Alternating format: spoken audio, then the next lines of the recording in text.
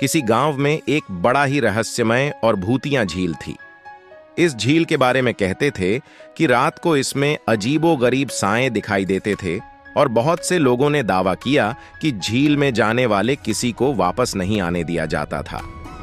गांव के निवासियों के दिलों में झील के बारे में एक डर सा बस गया था और कोई भी उसे पास से नहीं गुजरता था। यह किसी को भी दुखी कर देता था कि इस रहस्यमय झील के साथ क्या है। एक दिन एक बहादुर और निर्विकार युवक नामक रामनाथ ने फैसला किया कि वह झील के रहस्य को सुलझाएंगे। लोग उन्हें मानते थे और उन्हें उनकी बहादुरी की प्रशंसा करते थे। रामनाथ अकेले ही नहीं बल्कि उसके साथ उसकी वफादार और होशियार दोस्त भी थे जिनका नाम विक्रम था। रामनाथ और विक्रम ने मिलकर निरंतर मेहनत की और अविश्वासी लोगों के डर को दूर किया। वे रात के समय झील के पास पहुंचे और वहां अपनी अनुसंधान शुरू की। झील के किनारे पर वे एक पुराने मंदिर की खोज करने लगे। मंदिर के भीतर वे एक रहस्यमय पथ पर चलने का निर्णय किया। मंदिर के अंदर उन्हें एक अद्भुत और चमत्कारिक दृश्य दिखाई दिया।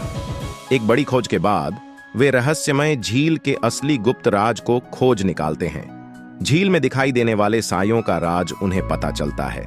वहां कुछ कोई भूत नहीं था बल्कि वहां बसा हुआ था एक विशेष प्रकार का जीवन।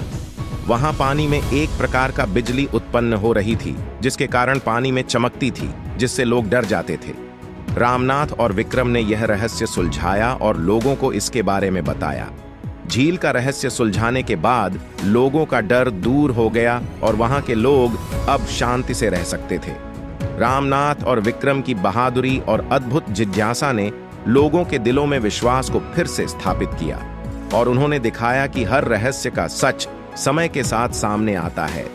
यह कहानी हमें यह सिखाती है कि डर और अज्ञानता से नहीं, ज्ञान और साहस से हर मुश्किल का सामना किया जा सकता है। रहस्य का पर्दाफाश करने के लिए साहस और विश्वास की आवश्यकता होती है। जब हम अज्ञानता को हराते हैं तो हम अपनी सोच और जीवन को समृद्ध करने की दिशा में आगे बढ़ सकते हैं।